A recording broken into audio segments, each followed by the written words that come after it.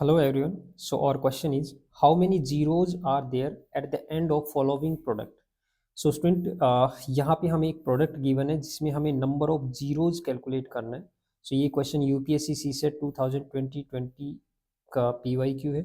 So question में क्या given है, देखिए यहाँ पे कुछ नंबर्स आपको गिवन है जिनका एक प्रोडक्ट गिवन है और इसके रिजल्ट में जो नंबर ऑफ जीरोज आएंगी वो आपको कैलकुलेट करना है कि कितने नंबर ऑफ जीरोज होगी इस रिजल्ट के एंड में. ओके. सो स्टूडेंट देखिए, सबसे पहले तो अगर आपको नंबर ऑफ जीरोज कैलकुलेट करना है तो उसके लिए आपको ये पता होना चाहिए कि जब भी हम नंबर ऑफ जीरोज कैलकुलेट करते हैं तो 2 × 5 ये जो दो प्राइम फैक्टर्स हैं इनकी पावर कैलकुलेट करते हैं. ठीक है. जो भी इसकी पावर होगी 2 × 5 इस पेयर की जो पावर होगी, मैक्सिमम जो पावर होगी, that will be equal to number of zeros. Okay. So सबसे पहले हमें 2 की पावर चेक करनी है कितनी होगी, फिर 5 की पावर चेक करनी है, उसके बाद हमें देखना है कि ये मैक्सिमम पेयर कितने बन सकते हैं. तो उसको कैसे कैलकुलेट करेंगे, देखो सबसे पहली बात तो ये कि यहाँ पे आपको जो नंबर्स गिवन है, देखिए 1 का मल्टीप्लाई करने से कोई फर्क नहीं पड़ेगा, बट इसके बाद जो नंबर्स गिवन है 5, 10, 15, 20, 25, 30 these all are the multiple of 5. तो इन सभी मल्टीपल ऑफ 5 को हम कैसे लिख सकते हैं, देखिए 5 को हम क्या लिख सकते हैं, that can be written as 5 × 1, right. इसी तरह से 10 को लिखा जा सकता है 5 × 2. इसी तरह से 15 को लिखा जा सकता है 5 × 3.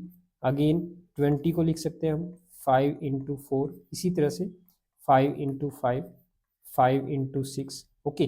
तो इस तरह से इन सभी नंबर्स को लिखा जा सकता है सो ऑन. ओके. और लास्ट नंबर जो है आपका 60, that will be written as 5 × 12. Okay.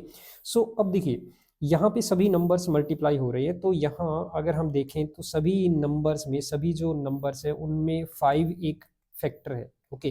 तो अगर हम इन सभी 5 जो फैक्टर्स हैं हमारे, इन सभी को रिमूव करते हैं तो how many 5s we can have here. Okay. See 5 raise to power कितने 5 है, 5 × 1 2 3 4 up to 12. So there are 12 times 5. So you get 5 raise to power 12. ये एक पावर मिल जाएगी 5 की. ओके.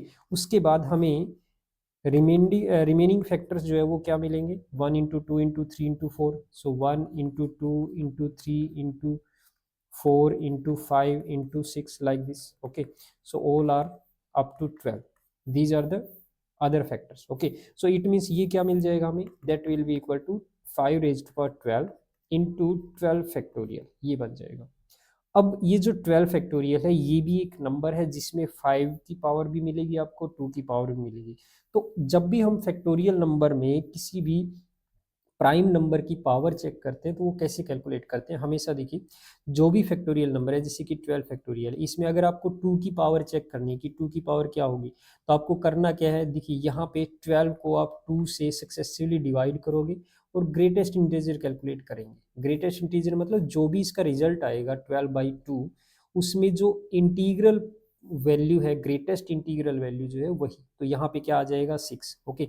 इसी तरह से जैसे 6 को अगेन 2 से डिवाइड करेंगे फिर ग्रेटेस्ट इंटीजर, तो 6/2 3 आ जाएगा ग्रेटेस्ट इंटीजर. इसी तरह से आगे 3 को फिर 2 से डिवाइड करेंगे. अब इसका ग्रेटेस्ट इंटीजर क्या होगा, जैसे 3/2 होता है 1.5, तो उसमें 1 जो है वो एक ग्रेटेस्ट इंटीजर है. तो जो भी ये ग्रेटेस्ट इंटीजर वैल्यू बनेगी, आगे देखो 1 को अगर 2 से डिवाइड करेंगे तो ग्रेटेस्ट इंटीजर 0 हो जाएगा. ओके. तो नेक्स्ट आपको डिवाइड करने की जरूरत नहीं है.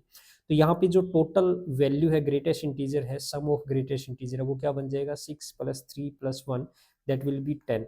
सो इट मीन्स यहाँ पे जो 12 है इस 12 में 2 रेज टू पावर 10 है, एक फैक्टर है. ओके. इसी तरह से हम आगे 12 फैक्टोरियल में 5 की पावर चेक कर सकते हैं, तो 5 से अगेन इसको 5 से डिवाइड करेंगे, ग्रेटेस्ट इंटीजर कैलकुलेट करेंगे, तो यहाँ पे क्या आएगा 2 पॉइंट समथिंग आएगा. तो 2 इसमें ग्रेटेस्ट इंटीजर है, आगे ये डिवाइड नहीं होगा 5 से, तो अगेन यहाँ पे 5 की पावर क्या हो जाएगी 2 हो जाएगी. और बाकी के फैक्टर भी रहेंगे, यानी कि 7 की कुछ पावर होगी, 11 की कुछ पावर होगी, इस तरह से कुछ और भी प्राइम फैक्टर्स होंगे. ओके.